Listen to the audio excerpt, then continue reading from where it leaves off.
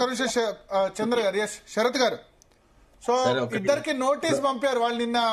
నాకు తెలిసి నిజామాబాద్ లో ధర్మపురి అరవింద్ కామెంట్ చేసినట్టున్నారు డ్రగ్స్ తీసుకుంటారని. బండి సంజయ్ పార్టీ ఆఫీస్ లో చేశారు. ఇంతకు ముందు కూడా ఆల్రెడీ కేసు నడుస్తుంది అన్నారు. లీగల్ గా వాళ్ళు అంటే ఇవి సివిల్ క్రిమినల్ చర్యలు తీసుకునేందుకు ఫిట్ అయిన కేసేనా? ఒక్క నిమిషం చంద్ర గారు, మీరు చాలా డిస్టర్బ్ చేస్తున్నారు. మ్యూట్ చేయండి.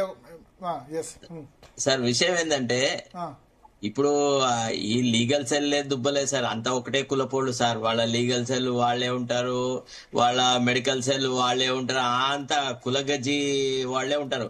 వాళ్ళని ఖాళీగా పెట్టకుండా ఏదో ఒకటి చేయాలి కదా. ఓ నోటీస్ ఇది లీగల్ నోటీస్ సంబంధించి ఎట్లా ఏముంటుంది సార్, దానికి వాళ్ళు జవాబు చెప్తారు. తర్వాత ఈయన కేసులు వేస్తాడు, తర్వాత ఈయన ఓ పద్ధతి ప్రకారంగా పోతాడు, కోర్టులలోంచి ఆర్డర్లు తెస్తాడు, పత్రికల నోరు మూయిస్తాడు. ఇదంతా కేటీఆర్ కి పెద్ద కొత్తగా మనం చెప్పేది ఏం లేదు. ఇప్పుడు ఈయన అవాక్కులు చవాకులు ఎవరి మీద పడితే వాళ్ళ మీద వాగట్లేదా? రకరకాలుగా ఉంది. సరే, నేను అసలు యాక్చువల్లీ నేను ఇంటర్వ్యూ అయిన పర్పస్ ఏంటంటే మనం ఈ టాపిక్ మీద కన్ఫైన్ అవుదాం. ఎందుకంటే ఇప్పుడు ఇద్దరు ఎంపీలకు కేటీఆర్ నోటీసు పంపడం చాలా పెద్ద, అంటే లీగల్ నోటీసు.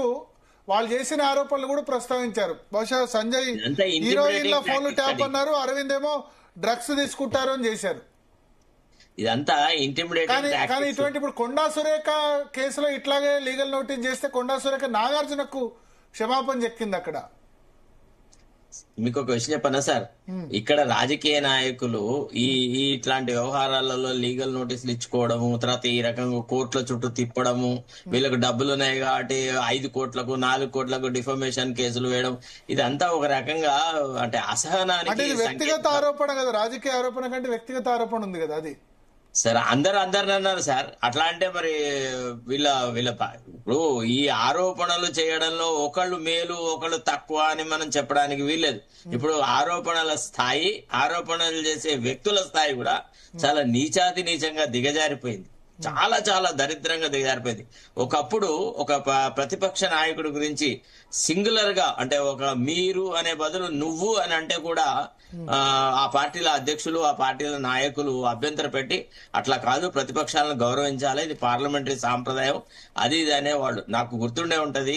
అంటే ఒక విషయం చెప్పాలి మీకు, నర్రా రాఘవరెడ్డి గారి విషయంలో ఒక కాంగ్రెస్ శాసనసభ్యుడు థర్డ్ క్లాస్ గా మాట్లాడితే అప్పుడు ముఖ్యమంత్రి చాలా తొందరగా ఇంటర్వ్యూ అయ్యి మా చర్చ మధ్యలోకి వచ్చేసేసి, నువ్వు ఆయన వయసు అంత లేదు, నీ అనుభవం, నువ్వు అట్లా మాట్లాడతావా, చాలా కుజో అన్నాడు. అంటే ఆ తరహా ముఖ్యమంత్రులను చూసిన తర్వాత ఇప్పుడు వచ్చిన ఈ రాజకీయ కుబ్జాలను చూస్తే కొద్దిగా బాధ కలుగుతుంది. ఈ లీగల్ నోటీస్ ఇచ్చి ఏం సాధిస్తాడు, ఏం వస్తుంది దీనివల్ల? రాజకీయంగా ఎదుర్కోవాలి. నేను చెప్పదలుచుకున్న పాయింట్ ఏంటంటే, కాంగ్రెస్ బ్రహ్మాండమైన మిస్టేక్స్ చేసినా బీఆర్ఎస్ ఇవాళ వాటిని అందిపుచ్చుకొని అధికారంలోకి వచ్చే ప్రయత్నాలు చేయట్లేదు. ఇంకా కూడా వాళ్ళు మారకుండా గదే పద్ధతిలో మూసలోనే పోసిన పద్ధతిలోనే వాళ్ళు ఉంటున్నారు సార్. వాళ్ళకి అసలు రాజకీయంగా ఎదగాలన్న కోరిక గాని, ఆ రాజకీయంగా యుద్ధం చేయాలన్న ఆలోచన కానీ లేదు. నలుగురు చుట్టే మొత్తం భూమి గుండ్రంగా గిర్ర గిర్ర గిర్ర గిర్ర తిరుగుతుంది. అయితే కేసీఆర్, కేటీఆర్, హరీష్ రావు, కవిత, ఇక వాళ్లే 5 చుట్టే 4 చుట్టే తిరగాలన్నమాట.